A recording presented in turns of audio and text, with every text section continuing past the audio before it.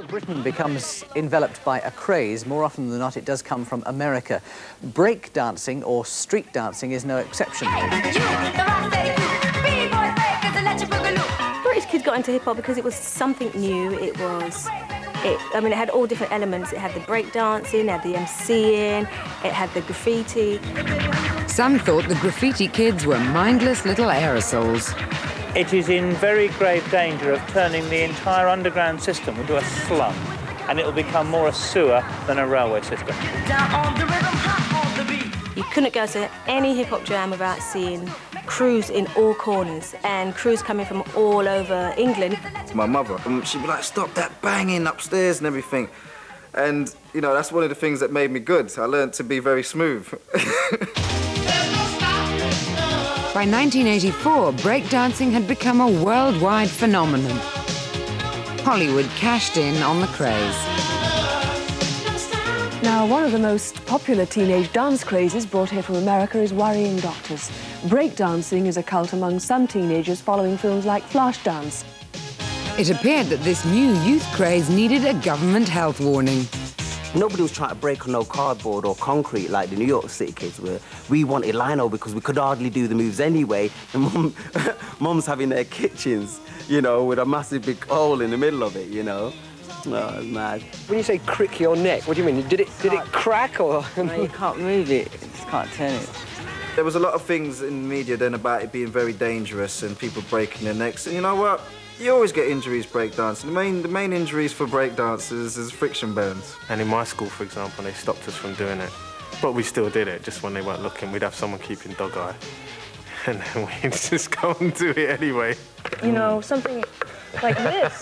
You could blow out your head with that. That's right, yes. This could be very useful, actually, in the case of breakdancing. There have been several kids who had discrete areas of hair loss, the friction causing damage, permanent damage to the hair follicles. So you see kids and you could tell, oh, he's a head spinner, because they'd have just a little bit of sparse hair in the top area from too much spinning.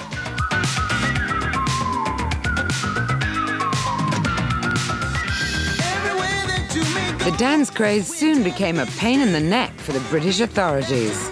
We got in on the act, we applied for permits and everything. But then there'd be police that come along every so often, and they didn't really care if you had a permit. You know, it's just some black kids trying to make some money, and they just want to move you along. And they arrested me.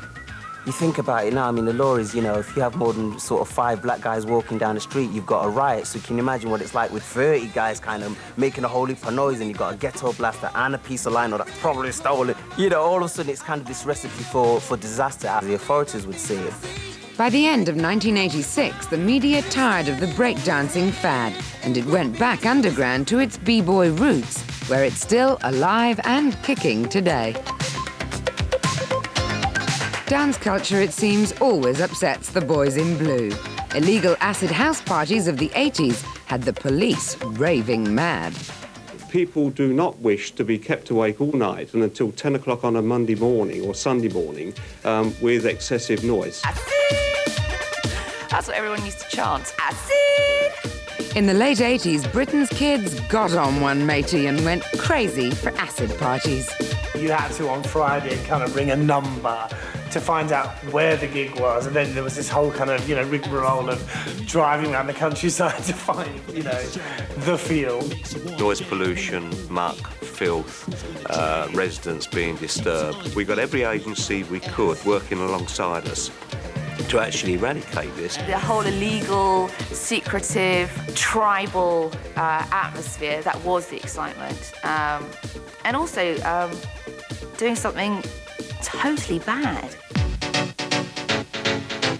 A new generation of club promoters would start the illegal acid house scene. In the mid-80s, you could go to your high street discos, which was your Cinderellas and your Tiffany's type, you know, chicken in a basket discos.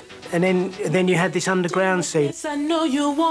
They called it the second summer of love, but for the rave promoters, it was the first summer of cash.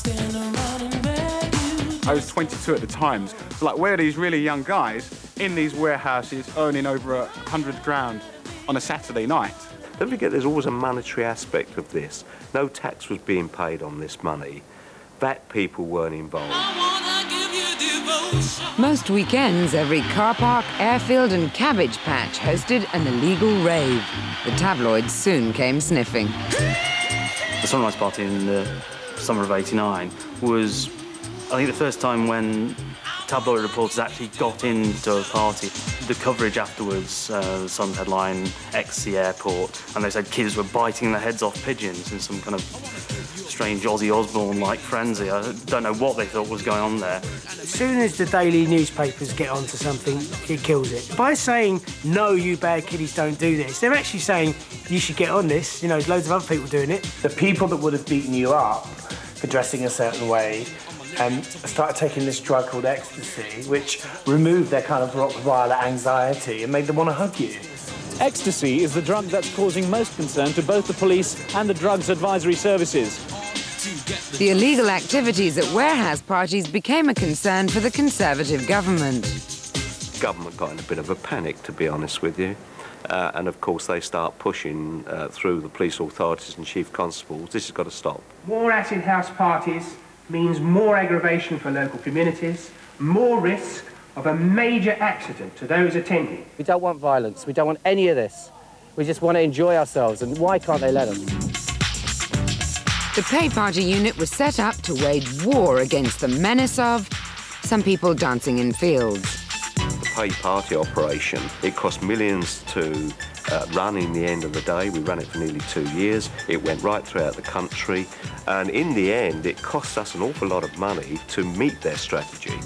Most of the people were just innocent ravers. Suddenly they'd been exposed to 4 riot squads who were basically there to stop the event by any means necessary. Pump up the volume, check it out. If police couldn't find a solution to the problem, then party-pooping MP Graham Bright could.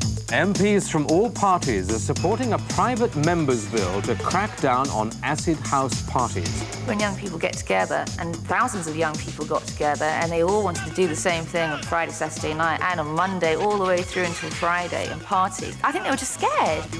If people didn't stick to the regulations, which was getting a licence, that they could be fined substantial amounts of money, that there was a penalty of imprisonment for the organisers. What Graham Bright did, he created this fear of acid house, which wasn't entirely correct. We were really kind of upset to the point that we organised public demonstrations. And they felt that this was people's right to be able to go and party wherever they wanted to. It was also my right as a Member of Parliament to protect the rest of the public. Everybody's free.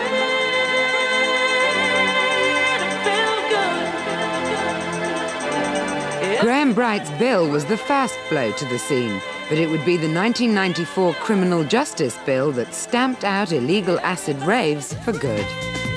It took away our freedom. It took away everybody's freedom. They haven't upheld the law in many circumstances, but they have the power to do that if they wanted to.